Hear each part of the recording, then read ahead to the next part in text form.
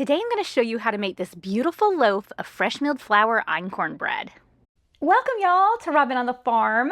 Today I'm sharing with you my recipe for fresh milled flour einkorn bread. This is 100% einkorn. There's no other flours or grains in this recipe. This is one that I've been making for years and I've kind of tweaked it, perfected it, and I'm ready to share it with y'all today. Y'all have been asking for this recipe, so I really hope that you like it. Now, if this is your first time hearing about einkorn, then I better tell you a few things about it. Einkorn is considered one of the ancient grains. It's the earliest cultivated wheat, and it dates back more than 10,000 years ago.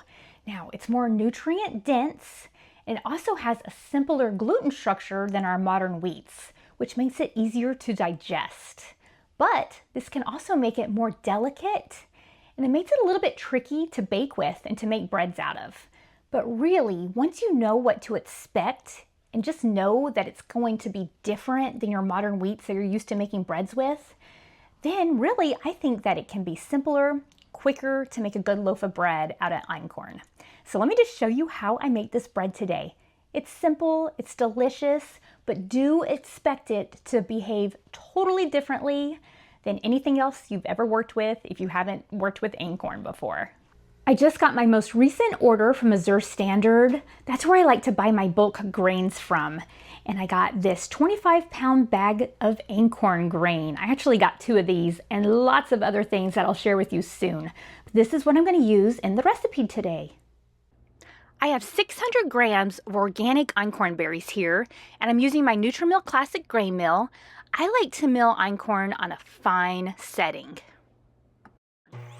With other grains, I like to mill a bit more in case my dough needs adjusting, but not with einkorn. You only need to mill 600 grams.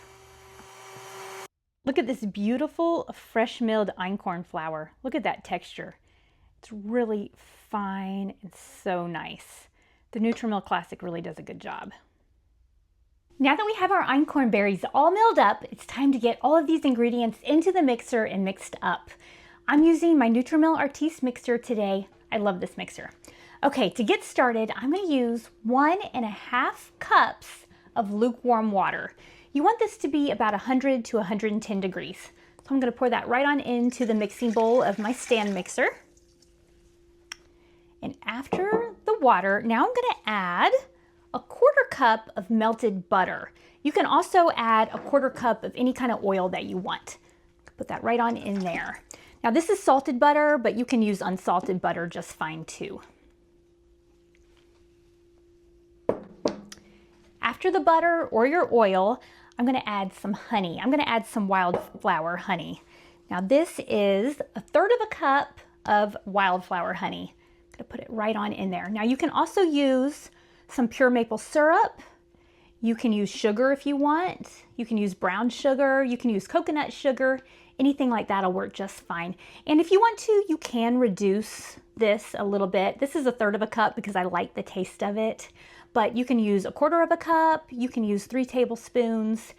You can kind of modify how much sweetener you want to use in this recipe. Now I'm going to add some vinegar.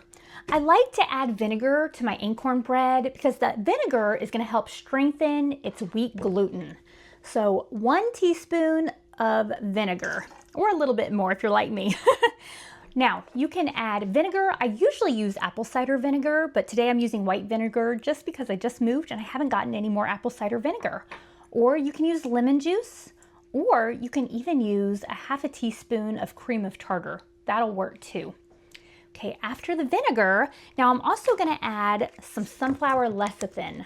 Now this is a natural emulsifier. This is going to give us a nice soft crumb, and it kind of gives your bread some better structure. It's going to help it keep its shape. So I'm also going to add 1 teaspoon of this sunflower lecithin. But if you don't have any of this, you can also add 1 egg yolk. That'll work too. Eggs are a natural emulsifier too. But this does make it nice. So I'm going to add this. It's also a little bit easier to add powder than get out your eggs sometimes. Next, I'm going to add some salt. I'm going to add 1 teaspoon of this Redmond's Real Salt. You can use any salt that you want, but I like this one. I use it in all of my baking and cooking. It's an ancient, fine North American sea salt. 1 teaspoon right on in there. Now it's time to add the main ingredient. This is my fresh milled einkorn flour. I milled up 600 grams of einkorn berries, which also equals 600 grams of fresh milled flour. If you'd rather measure by cups, then I'll also leave you that in the printable recipe. Einkorn is higher in protein than our modern wheats. It has about 15% more protein, which is pretty incredible. It's also really high in antioxidants, B vitamins, iron, so it's really, really good and healthy for you. And I have to say, when I eat this bread, this einkorn bread, it makes me feel really good. So it has things in it that I think my body needs. So I love making this bread. I love eating this bread. And it's one of my husband's favorites, so I make it pretty often for him. Now we've added all of the ingredients except the yeast. I'm going to do a short Autolyse, so I'm going to hold back the yeast until after the Autolyse. Now, some like to hold back the salt and the yeast, but in all my experience, I haven't really found any difference when I hold back the salt. So I like to add my salt in with the rest of the ingredients because I have forgotten to add my salt before, and bread without salt does not taste good. So it's time for the Autolyse. I'm gonna let this mix up on speed 1, just the lowest speed, for about 15 to 30 seconds. That's just gonna incorporate all of the ingredients, and then I'm gonna let it sit and rest and Autolyse for 15 minutes. Normally, when I make my other fresh milled flour breads, I like to Autolyse about 45 minutes. Sometimes I'll even go 3 hours. But with einkorn, you don't wanna do that. That can actually weaken its gluten, which is already really delicate and weak. So we don't want to do that. 15 minutes, and that is it.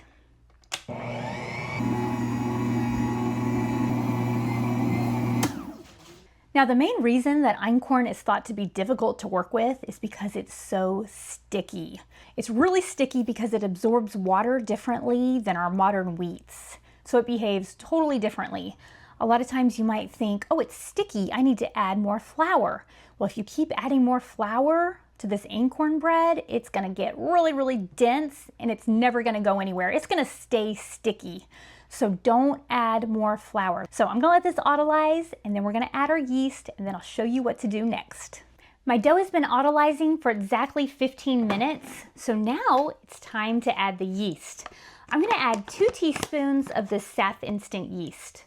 I have also used active dry in the past, so you can also use active dry yeast. But if you have instant yeast, go ahead and use that. So I'm just gonna sprinkle 2 teaspoons right onto my dough. I like to buy my yeast in bulk like this, keep it in the freezer, get it out right in time to make bread. It's way more economical to do that than buy those little packets or those little jars that you see at the grocery store. Okay, once you have your yeast on your dough, now I'm gonna turn this on to speed 1 again, just a low speed, and let this mix up. I wanna let this mix up for about 2 minutes. We don't want to knead this dough for our einkorn bread. So now it's time to let this dough rest for 30 minutes. This isn't a traditional rise. We're not really looking for this to expand and get puffy or double in size. We don't want that for einkorn either. So I'm just gonna cover this up. You can cover yours with a warm, wet tea towel. You can put it in a different bowl if you want to. I'm just gonna leave mine in here. I'm gonna let this sit here for 30 minutes, and then it'll be time to do the next step. Here's my dough at the end of the rest. Notice how it looks. It looks more like a thick batter. Time to get this dough into a loaf pan. I'm using an 8.5 by 4.5 inch cast iron loaf pan. I love using cast iron because they're non-toxic, and it'll give us a better crust and crumb just because of cast iron's superior heat distribution. Mine is very well oiled in coconut oil. Instead of shaping, I'm just spooning my batter into the pan. I'm struggling a little bit here, so expect that with yours too. Once you've spooned all of your dough for your einkorn bread into your loaf pan, it's time just to press it out. Now, remember, einkorn is very, very sticky dough, and it really benefits from little handling. So I like to oil up my hands. I put a little bit of coconut oil or butter on my hands. And you just want to press out your dough. You want to deflate it very gently, and this will help you not to have any holes inside of your loaf. So this is an important step. Now it's time to let this dough rise in the loaf pan. Because this dough is so wet and sticky, I like to leave it uncovered on my countertop, and I'm going to let this sit here for 45 minutes. Go ahead and get your oven preheated to 350 degrees. I've let mine rise for 45 minutes. This is about what you want it to look like. It's just crusted over the edge of the loaf pan. Time to get this loaf in the oven. Here is my fresh baked einkorn bread. I let this bake in the oven at 350 degrees for 40 minutes. Einkorn does need longer than traditional yeast breads. If you feel yours is getting too brown on top, you can tin it with foil. I like to immediately turn my loaf out from the loaf pan, brush it with some melted butter for that pretty shine, that yummy taste, and it'll give you a softer crust. And then I like to cover it with a tea towel and then let it cool completely. This is especially important for einkorn to not get a gummy crumb. I store all of my homemade breads in these handmade beeswax bread bags that my daughters and I make. This is our new grandma's recipe pattern, and I just love it. When you're printing out this recipe on robinonthefarm.com, be sure to check out our handmade beeswax bread bags too. Look at this gorgeous loaf of fresh milled 100% einkorn bread. It slices really easily, really well, doesn't fall apart, and look at that texture. It's a pretty golden color, it has a tight crumb, has a thin, crisp crust. This bread is very moist and unique feeling.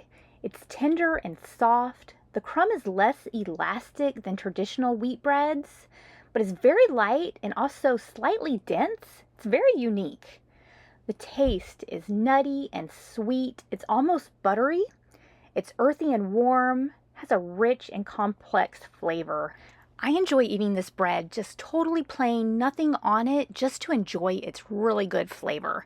But it's also great slathered in some butter and some preserves. This really is a family favorite, and it makes us feel good. You can tell that it's just packed with nutrition and things that our bodies need. You can find the printable recipe on my website, robinonthefarm.com. Give this 100% fresh milled flour einkorn a try. Robin's in the kitchen, dough beneath her hands, wheat from the fields and eggs from her land. Sunlight through the window, a warm golden glow. She's working hard to make that dough. With flour on her apron, loving each knead,